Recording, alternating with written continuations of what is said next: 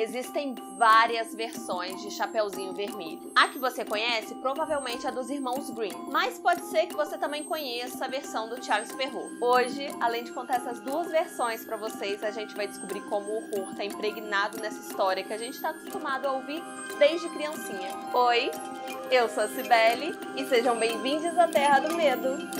Hoje a história vai ter um barulhinho de chuva no fundo, trovões, pra ficar bem terror mesmo, tá? Porque tá caindo um pé d'água aqui, vai dar até aquela climatizada. Aproveita que você tá aqui, se inscreve nesse canal, já ativa o sininho também, porque é muito importante pra receber todas as notificações. E já deixa o like no comecinho, porque ajuda muito esse canal a crescer lindo e forte. Me segue nas redes sociais, no @CibeleFala, e segue o Vitor, o @EuVitorSobral. Porque é por lá que a gente vai conversar, que vocês vão saber das novidades. Qualquer coisa a gente anuncia no Instagram. Fora que tem umas novidades. A gente talvez tenha lançado um filtro do canal. Talvez. Então vai lá dar uma conferida. Podemos começar? Tem mais alguma vez? Mais alguma coisa? Mais alguma coisa? Não? Tá bom então. Vamos então para esse conto? Eu acho que já deu pra perceber que eu gosto um pouquinho só um pouquinho, coisa nada, desse conto, né? Porque tem, ó, tá aqui do outro lado. Temos o lobinho, que ele tá em tudo quanto é lugar, por quê? Por que será o lobinho? E também tem a foto do meu perfil, né? Que vocês não sei se perceberam, mas no caso sou eu de chapeuzinho.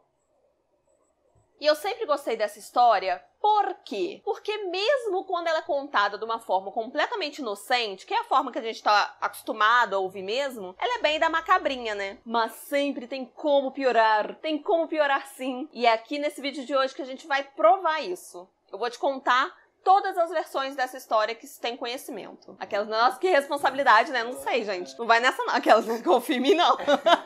Não, pelo menos é todas que eu conheço. Pelo menos isso. O começo das versões é sempre muito parecido. Tem a menininha do capuz vermelho, que vai levar umas guloseimas, qualquer bobeirinha pra avó dela. Aí a mãe dela fala assim, não vai pelo caminho da floresta. Vai pelo caminho tal da estrada, porque na floresta tem um lobo. Não, mãe, que isso? Jamais farei isso. Jamais iria pela floresta. Ela entra na floresta, é ludibriada pelo lobo, e ele consegue chegar na casa da vovó antes dela. Aí tem aquele diálogo maravilhoso que todo mundo já conhece, né? O diálogo é aquela coisa. Vovó...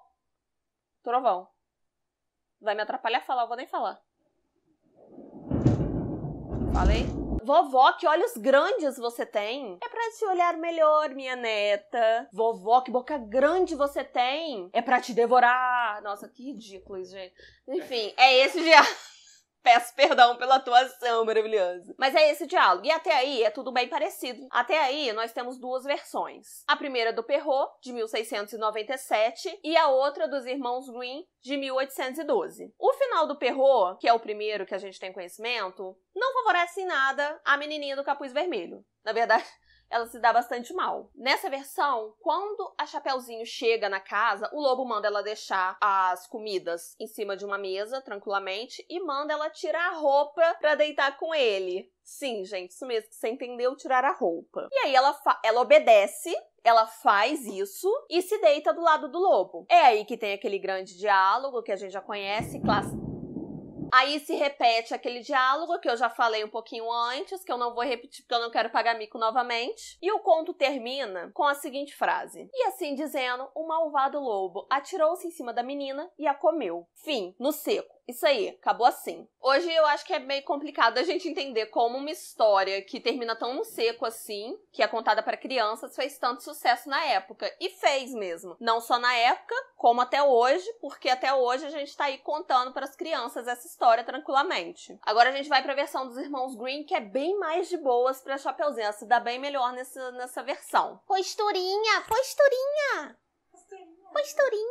Nessa versão, o lobo come a vovó e a Chapeuzinho e dorme, pega no sono e começa a roncar alto. Aí um caçador passa em frente à casa e ouve os roncos. Coincidentemente, esse caçador já estava atrás desse lobo, não era de hoje. Ele entrou na casa, invadiu a casa e pensou, esse lobo comeu a vovó e a Chapeuzinho, porque, não sei, o caçador era vidente. Aí ele pega e pensa assim, melhor não atirar, é melhor cortar a barriga e tirar elas, sãs e salvas, de dentro da barriga do lobo. E foi isso que ele fez. Nisso, A Chapeuzinho sai virada na giraia e pensa assim, eu vou me vingar desse lobo hoje. Encheu a barriga dele de pedra, costurou, e aí o lobo, quando acordou, tinha um sono pisando, porque esse tempo todo ele tava dormindo. Aí ele levantou, na hora que ele foi tentar andar, caiu morto no chão. Essa versão é mais feliz, todo mundo ficou feliz, tá? Acabou, fim da história, o lobo morreu. Só não é tão feliz pro lobo, no caso, né? Luísa Mel. Essa é a versão dos irmãos Grimm. Mas aí, beleza. 2 versões, tranquilamente, já ouvi as 2, tô vivo, nada aconteceu. Como assim, Cibele? Que terror que você tava me falando que dá medo? Se acalme, pequeno gafanhoto. Agora é que vem a versão complicada da história. Até 1950, se acreditava que o Perrault não tinha se inspirado em absolutamente nada. Ele tirou essa história dali da cabecinha dele. Mas aí, pesquisadores chegaram à conclusão que provavelmente ele entrou em contato com outra história que já era muito popular na França há muito tempo e ela foi anotada por um folclorista. Que palavra difícil. E ela foi anotada por um folclorista em 1870. Mas ela foi anotada, tá? Ela não é de 1870, não. Alguém pegou, sentou,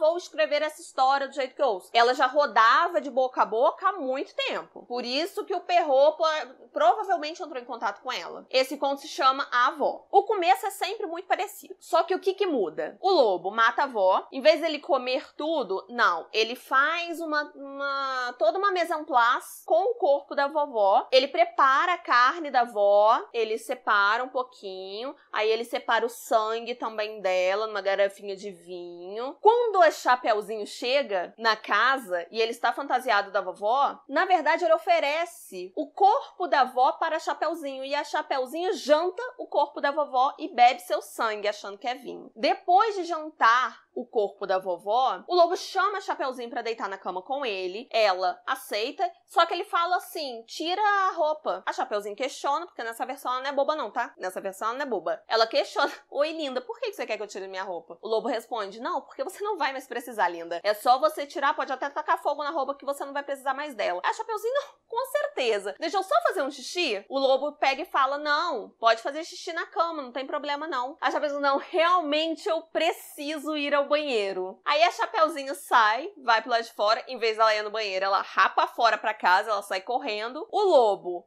percebe que foi enganado, mas ele começa... Gente, até chega a ser engraçado. O lobo começa a gritar. Eu não tô inventando. Parece que eu tô inventando, né, Vitor? Mas não tô inventando, não. O lobo começa a gritar. Chapeuzinho, você tá fazendo cocô? Ele grita, gente. Eu mostro depois pra vocês. Só que aí ele percebe que foi ludibriado por ela, sai correndo, só que quando ele se dá conta, ela já conseguiu escapar. Tá, esse final, não sei se eu posso dizer que ele é tranquilo, porque a Chapeuzinho, no caso, comeu a carne da própria avó. Mas ela sobrevive. Não podemos falar que é um final triste. Queria a versão macabra? Toma, te dei de brinde. Eu brigo com os inscritos.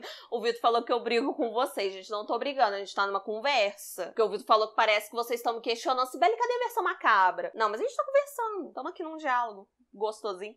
Mas aí fica o questionamento. Será que essa história foi baseada numa história real? Provavelmente não existiu uma menina específica, com um lobo específico, com uma vozinha específica. A gente espera que não. Mas há desconfiança de que a história da Chapeuzinho Vermelho foi sim inspirada numa história real. Note que eu não estou falando que... não estou afirmando, mas tem essa desconfiança. E essa história seria o caso do serial killer alemão chamado Peter Stump, que é mais conhecido como o lobisomem de Bedburg. O Peter cresceu numa comunidade rural. Ele teve, até certo momento, uma vida bastante normal. Ele cresceu, ele se casou, depois ele acabou se tornando um viúvo. Porém, ele foi acusado de ter tido relações sexuais com a filha dele de 15 anos de idade, que eu não chamo de relações sexuais, eu chamo de abuso sexual mesmo. Entre 1564 e 1569, começaram a correr ali alguns rumores, alguns boatos. E esses rumores e esses boatos colocavam o Peter como principal suspeito de cometer uma série de assassinatos que estava acontecendo. Ele também estava sendo acusado de comer os animais de alguns fazendeiros e de cometer canibalismo. Aí os boatos foram só aumentando, porque a questão do boca a boca, a gente já sabe como é que funciona. O rumor era que ele se transformava em lobisomem por conta de um cinto mágico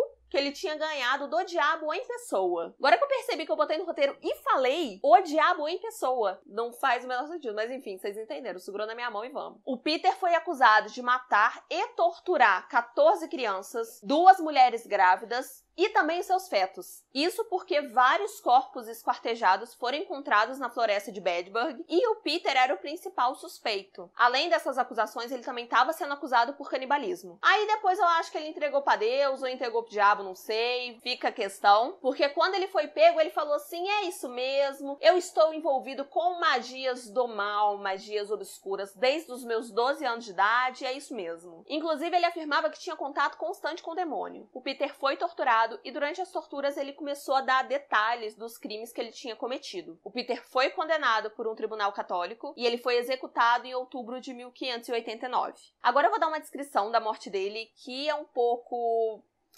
forte, então se você é sensível, dá uma puladinha, é bem rapidinho, mas eu vou falar como ele morreu aqui. Se você tem estômago fraco, vai com cuidado, vai com parcimônia. O Peter foi amarrado em uma roda. Enquanto os ossos dele estavam sendo quebrados por essa roda, pedaços do corpo dele estavam sendo arrancados por pinças quentes. Depois de toda essa tortura, ele foi decapitado e a cabeça dele foi jogada numa fogueira.